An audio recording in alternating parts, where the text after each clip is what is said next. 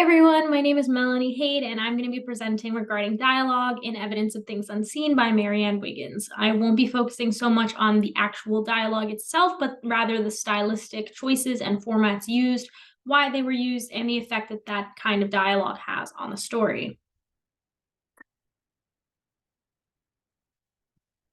What are the goals of dialogue? You may remember this from week 5 in our dialogue conventions video, where we discussed the goals involved in using dialogue in 3 different levels: level 1, level 2, and level 3.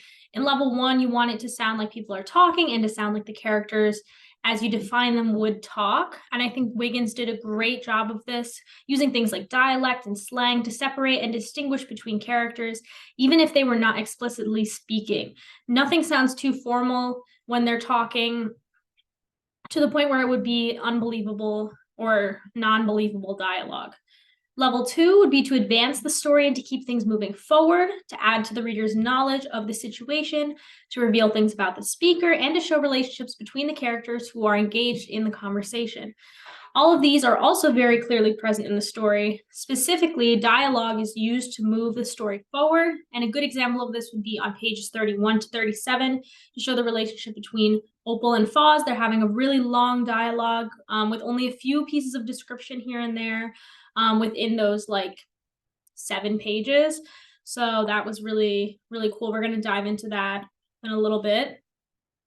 And then level 3, to reveal or suggest conflict and tension, to reveal or suggest a deeper level or situational knowledge, intentions, etc., and to reveal or suggest theme.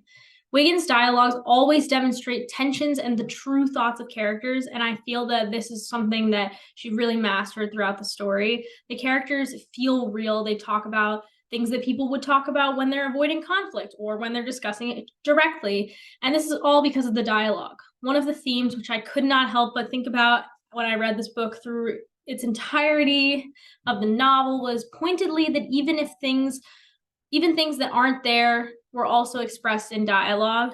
Not everything was directly conveyed. Things unseen. Which brings us to direct, indirect, summary, and mixture dialogue, which we also talked about in week 5.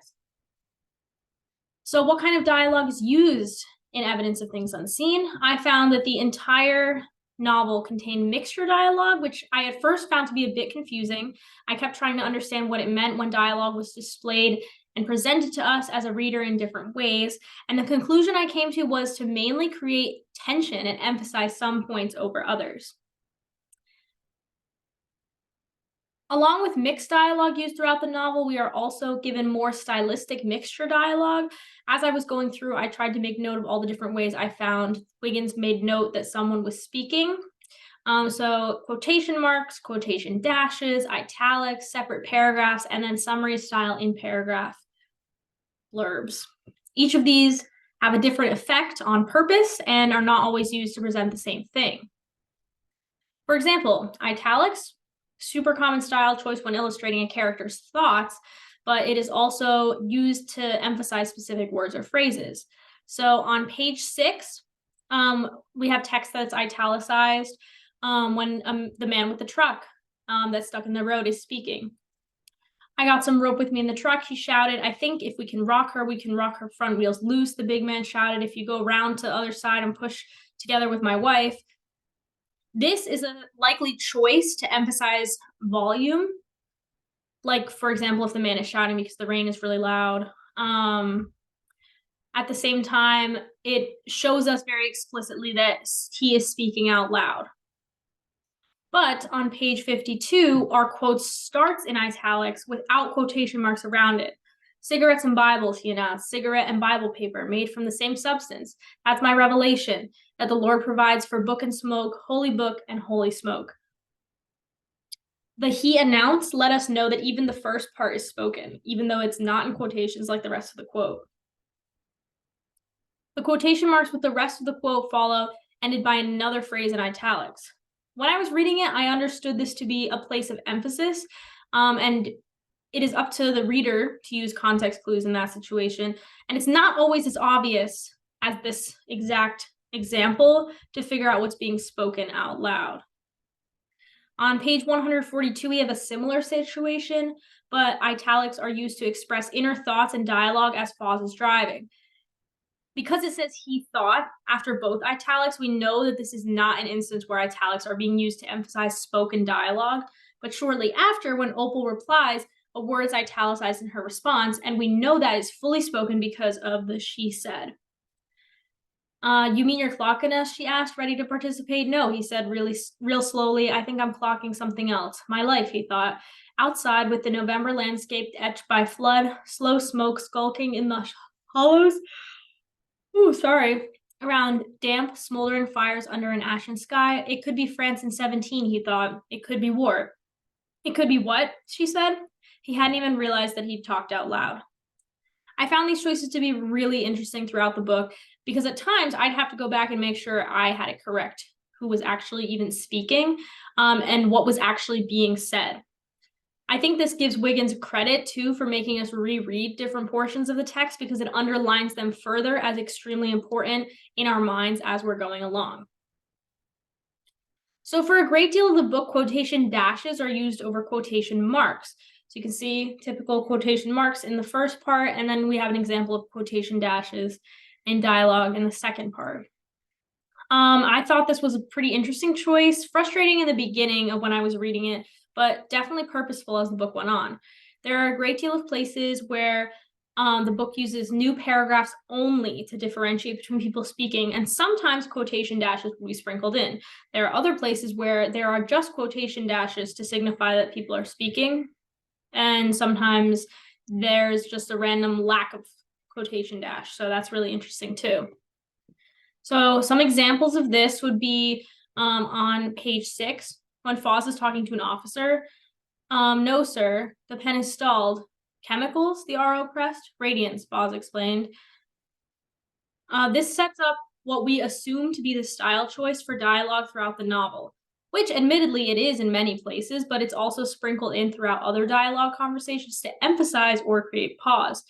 On page 71, Opal and Foz are talking about the rock in his fishbowl, and Foz explains to her that it lights itself up. Do I need to feed the rock while you're away? She asked straight-faced. Foz smiled. Rock feeds itself. Sunlight. Uh-huh, she comprehended, toying with the edge of the starched linen. That's the greeny light you saw last night. Phosphorus, Foz said. By day, it sits there and absorbs the light. By night, it self-luminesces. The itself in this portion seems to signify a pause, that Opal had been joking about feeding the rock, but now wasn't sure if Foz was joking about the rock being self-luminescent. Instead of saying she paused or this caught her off guard, the quotation dashes here mark a change in tone without needing to further elaborate through description. Likewise, we have a lot of different styles of dialogue mixed in on the page 249 passage where Foz is recognized by Ira Sturdivant. When a man came up to him and said, Ray Foster? Foz made a quick assessment. Everyone had learned. Hat, fabric of clothes, and manicure. Yes, sir, he said. The hat looked like the ones the boys from Washington were fond of wearing. The real McCoy, a creamy Panama. The shoes were soft and clean. Ray Foster from Knoxville? Foz froze. He didn't want to cross that bridge. He never knew which side the question might be coming from. The photographer? That would be me, Foz said, still not offering to shake the stranger's hand. Some things to note here. Foz's response do not use quotation marks. Ira's do. Sir, Knoxville, and the photographer are all emphasized within the sentences being spoken and are displayed as such through italics. The em dashes and quotation dashes here are once again used for pause. Ray Foster and the photographer both signal pauses in dialogue attributed to shock and surprise without actually saying he was shocked, he was surprised. We also see how Foz changes his tone, emphasizing sir after he assesses Ira's exterior, which goes back to level 2, revealing things about the speaker. And in this case, it was that Foz decided that this was someone that he should respect. Another place that quotation dashes are used for emphasis was on page 360 when Lightfoot and Flash are at a bar talking. So that's the quote on the right. Jesus, kid, I'm going to have to start ask you about your bowel movements if you keep this up. Keep what up? Holding so tightly to the past. Let it go. You haven't let her go. Who? The girl. The one you never name. You still hold on to her.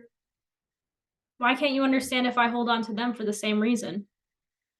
Both speakers are being introduced by quotation dashes until Lightfoot speaks the second time, and they are removed in his dialogue only. Flash still has quotation dashes in front of the things that he says in this exchange. Lightfoot is still speaking, but this emphasizes the next two things he said as being more honest and for Flash harder to hear than the other things being said between them in that moment. So I previously mentioned pages 31 to 37 because it shows how dialogue can build up tension really well without using many descriptors. It also goes back to the level 1, 2, and 3 because it shows how characters interact with each other just through dialogue. So Opal and Foz have just met. They're talking about his truck, the invention, the stars, and then they hook up. Obviously, this happens in a much more natural way through their many pages exchange, but it just goes to prove that dialogue is another great way to move stories along. Last, I wanted to talk about how Wiggins uses implied dialogue, shows how the characters both use summary dialogue in different ways. So here are some examples of that. So on the left, we have Opal thinking about how her father used to tell her stories when she was younger by reading them from the newspaper, even though the stories were often outdated. When she was growing up, before she had learned to read, in place of conversation in the evening, Conway would read out loud to her from whatever he was reading, usually the local weekly paper, past copies of which he had picked up from the general store once or twice a month whenever he went to town. Combining with the sweet aroma, Conway read, the tragedy hung above the scene for days, clotted with flies, like a still life deceptively alive beneath its humming veil of sorrow. Instead of using quotes or italics, Wiggins writes Conway read in parentheses to note that the coming sentence was something that he read to her out loud from such a newspaper. It's almost as if you were to write, combining with the sweet aroma, Conway read, the tragedy hung above the scene for days. It's an interesting way to frame this as in Opal's thoughts, illustrating that it came from him without saying that it came from him and that he said it out loud to her, but it was a spoken thing, almost like an afterthought. On the right, we have a paragraph from Flash when he's talking to Lightfoot about when he and Foz first met. At first, Flash's remembered dialogue is just capitalized at the starting letter, while Foz's dialogue is italicized. Towards the end, what Foz says is no longer italicized.